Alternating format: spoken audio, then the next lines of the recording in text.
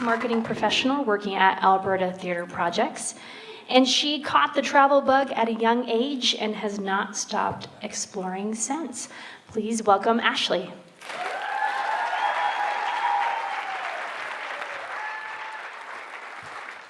I was saying backstage, I work in this theater, but very rarely do I have this vantage point. I'm usually sitting where you guys are, so bear with me. Let's go ahead. Everyone knows what this is the universal symbol for, right? Anyone? Exactly, American tourists. Glad we're all on the same page. Full disclosure, this isn't my travel backpack. Though I've done my fair share of traveling, I've been to about 40 countries now and visited most of them with a bag like this on my back. I've never felt particularly compelled to sport the maple leaf when I go abroad. Not because I don't want people to know I'm Canadian, that's not it. Maybe it feels too formal, like somehow having a flag on my back makes it seem like I'm there in some sort of official capacity, which frankly would just put a real damper on all of the shenanigans that make for the best travel stories. Or maybe I just have an aversion to it in the way I do with wearing most logos.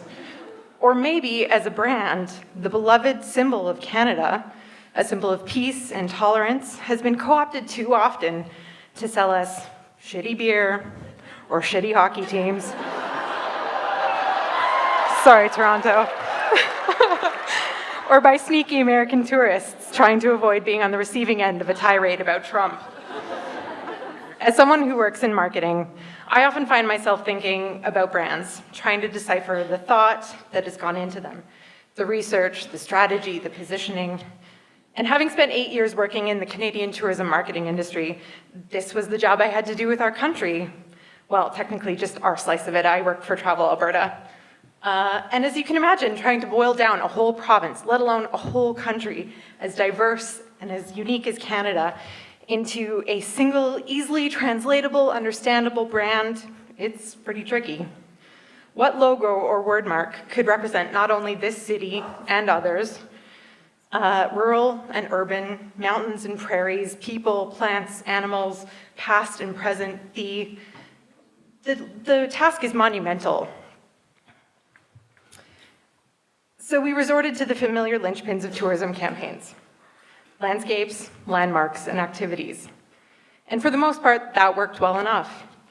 But it's hard not to feel like the beautiful nuance of who we are as Albertans, as Canadians, got lost in the shuffle. I think that's a big part of why I'm uninterested in pinning our flag to my back.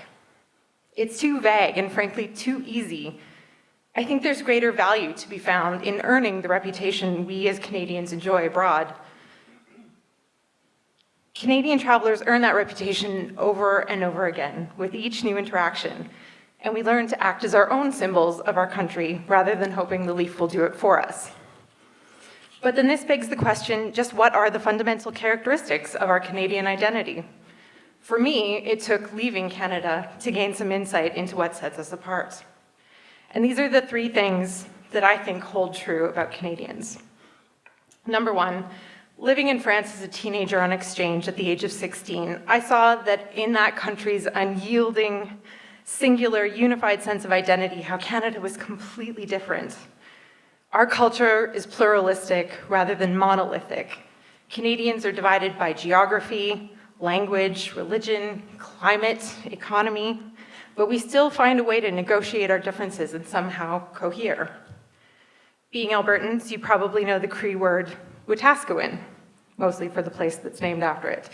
But what you may not know is that the word describes a concept of how people, not necessarily coming from the same nation, can live together. And as a country, we take that kind of seriously.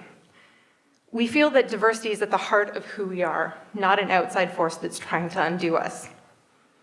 Number 2, in 2013, I made the genius decision to travel to Morocco in August.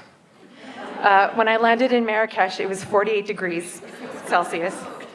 It was also the holy month of Ramadan, which meant people couldn't eat or drink while the sun was up, and consequently, during the day, the streets were mostly empty.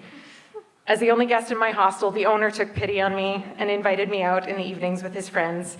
I even got to take the Eid meal with his family. Over my 4 days there, I sat in cafes, smoking shisha, talking with groups of his friends until late in the evening, until the devout among them were called to prayer. I came to see in these moments how Canadians' love of conversation and our ability to reserve judgment when exchanging points of view was so appreciated by people who were too often stereotyped and dismissed without any attempt to be understood. My new friends were flattered by my curiosity and bemused by my endless questions. Canada is a nation made through conversation and negotiation, and that makes us a patient people. Content to dig a little deeper, forgo easy interactions in favor of more meaningful ones, and fight through communication barriers that might make others give up. And finally, in Vietnam, both a sense of humility and humor was needed just to get across the street in Ho Chi Minh City. On my first day there, I'd been standing on a sidewalk for about 20 minutes, waiting for a crossing signal to halt the endless stream, and I mean endless stream, of motorbikes to get to a nearby market. Suddenly, I felt someone grab my hand and pull me into the street with them. I looked down and I saw a little woman, probably about 70 years old and a foot shorter than me, and she said, "Do not stop." And I quite helplessly followed her across the street as the traffic kind of parted around us as we moved across. When we reached the other side, she said, "No go for bus," which I later learned meant don't step in front of a bus, they don't stop.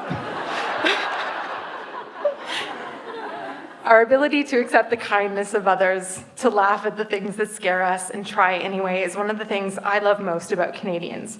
Realizing that we need to rely on others, and when we don't share a language or customs, simply not being deterred by the awkwardness of those interactions is a victory in and of itself. These and other experiences taught me that the most valuable brand of Canadian culture is created through stories, not symbols.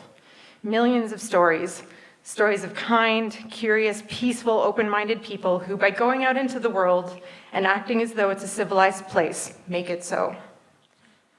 I think this is why I have such a love of Air Canada's new marketing campaign, which some of you may have seen, called Fly the Flag, whose tagline is "The world needs more Canada."